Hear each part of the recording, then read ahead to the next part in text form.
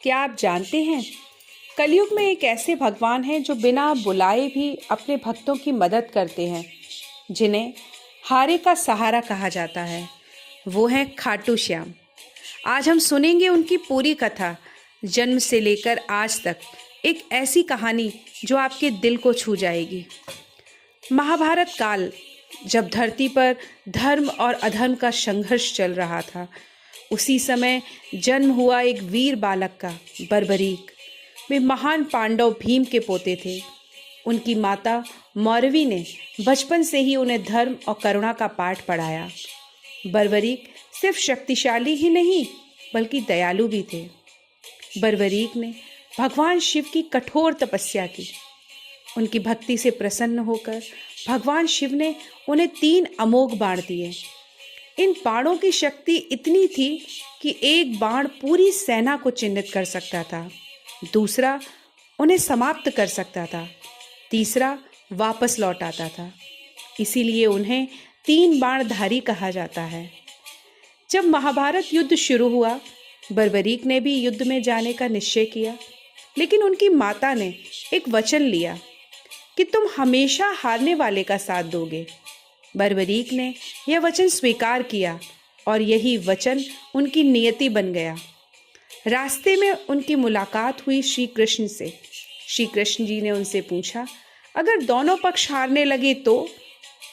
बर्बरीक बोले, तो मैं बार बार पक्ष बदलता रहूँगा। कृष्ण जी समझ गए कि यह युद्ध कभी समाप्त नहीं होगा।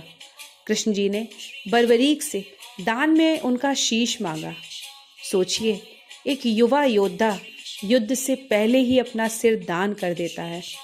बिना किसी भय के बर्बरीक ने अपना शीश अर्पित कर दिया। यह त्याग उन्हें अमर बना गया। कृष्ण जी ने उनका शीश एक पहाड़ी पर स्थापित कर दिया ताकि वे पूरा युद्ध देख सकें। युद्ध के बाद जब उनसे पूछा गया किसने जीत हासिल की, उन्होंने उत्तर दिया, मैंने सिर्फ श्री कृष्ण की ही लीला देखी।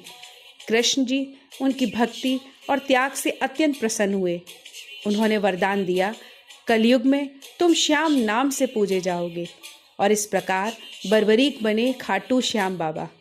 आज उनका भव्य मंदिर है, खाटू श्याम मंदिर, जहाँ हर साल लाखों श्रद्धालु आते हैं। और फागुन मेले में तो यहाँ आस्था का सागर उमड़ पड़ता है। भक्तों का विश्वास है, यहाँ कोई भी खाली हाथ नहीं लौटता। सच्चे मन से मांगी गई मन्नत पूरी होती है। जो हारा है वही श्याम का प्यारा है। खाटू श्याम बाबा हमें सिखाते हैं कि त्याग ही सबसे बड़ी शक्ति है, भक्ति ही सबसे बड़ा मार्ग है और विश्वास ही सबसे बड़ा सहारा है। अगर आपको यह कथा पसंद आई हो तो लाइक, शेयर और सब्सक्राइब ज़रूर करें। जय श्री श्याम।